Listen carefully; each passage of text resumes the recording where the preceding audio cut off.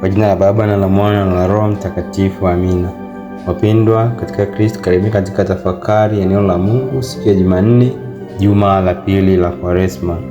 Katika masomo ya leo tunapata mwaliko wa kusikiliza neno la Mungu na kuliishi kwa matendo. Katika somo la kwanza ndio kitabu cha Nabii Isaya sura ya kwanza aya ya 10 na aya ya 16 hadi 20.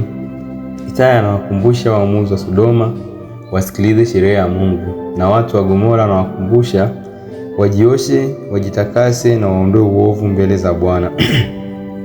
Katika maisha yetu tunaalikwa nasi leo hii tusikilize sheria ya Mungu, tujitakase, tufanye toba, tumrudie Mwenyezi Mungu. Na tutafanya hivyo kwa kuwatendea wengine mema, kwa kutoa hukumu ya haki, kuwasaidia walioonewa, kuwatetea wajane na kumpatia yatima haki yake. Na Mwenyezi Mungu anatoa ahadi kwamba tukiyafanya haya yote, ameahidi tutakula mema ya nchi. Maana tukikataa kuyafanya haya yote, ametoa ahadi pia kwamba tutaangamizwa. Mwenyezi Mungu pia anatualika twende kwake tumrudie, hata kama dhambi zetu ni nyekundu kama bendera, zitakuwa kama sufu. Hivyo leo tunaalikwa twende kwake tukatubu, tumrudie.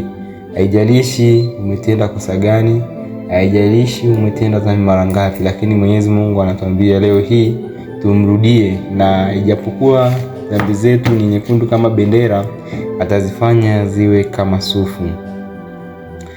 Yesu katika somo la pili kutoka katika Injili ya Mtakatifu Mathayo sura 23 ya kwanza hadi 12, anawatahadharisha wanafunzi wake dhidi ya unafiki wa waandishi na Mafarisayo, ambao anawaambia kwamba wao hunena lakini hawatendi wanachokinena.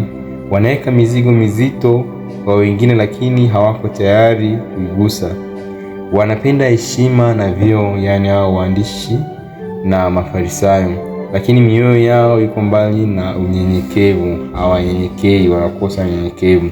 Hivyo neno hili linagusa maisha yetu ya kila siku, na ni rahisi sana kuzungumza juu ya haki kwa sisi, upendo na uadilifu.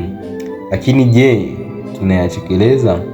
Mara nyingi tunakuwa tukisema tutende haki, tunahimiza watu watende haki, watu waishi kwa upendo, watu waishi kwa uadilifu. Lakini je, tunayatenda, au tunakuwa kama wale Mafarisayo walivyokuwa wanafanya lakini hawatendi? Mara nyingi tunahudhuria misa, tunatoa sadaka zetu vizuri na kushika taratibu za dini, lakini bado mioyo yetu inabaki na kiburi, chuki na dharau. Hivyo Mwenyezi Mungu leo anatukumbusha kupitia neno lake kwamba tusiwe kama Mafarisayo, tusiwe kama waandishi ambao wanasema fanyeni hivi lakini wao hawafanyi. Kwa hiyo katika kipindi hichi cha Kwaresma tunaalikwa kuondoa tofauti kati ya maneno na matendo. Chochote tutakachokisema tuhakikishe kabisa na matendo yetu yanakitekeleza. Hivyo leo tunaalikwa tujiulize, je, ninayaishi yale ninayoyahubiri? Je, ninapenda sifa za watu kuliko kibali cha Mungu? Na ukiangalia katika sasa hivi dunia sasa, tunaishi katika ulimwengu ambao umetawaliwa na likes nyingi. Wengi tunatengeneza vitu weka mtandaoni kwa ajili ya kupata likes. Wengi tunapost mambo kwa ajili ya kupata likes, lakini je, tunayafanya haya yote kwa ajili ya kibali cha Mwenyezi Mungu au kwa ajili ya kupata sifa kutoka kwa binadamu wenzetu? Na jambo la tatu tunaloalikwa leo tujiulize, je, ninawasaidia walioonewa, yatima, wajane kwa vitendo na sio kwa maneno tu? Hiyo katika kipindi hiki cha Kwaresma tuombe neema ya unyenyekevu wa kweli.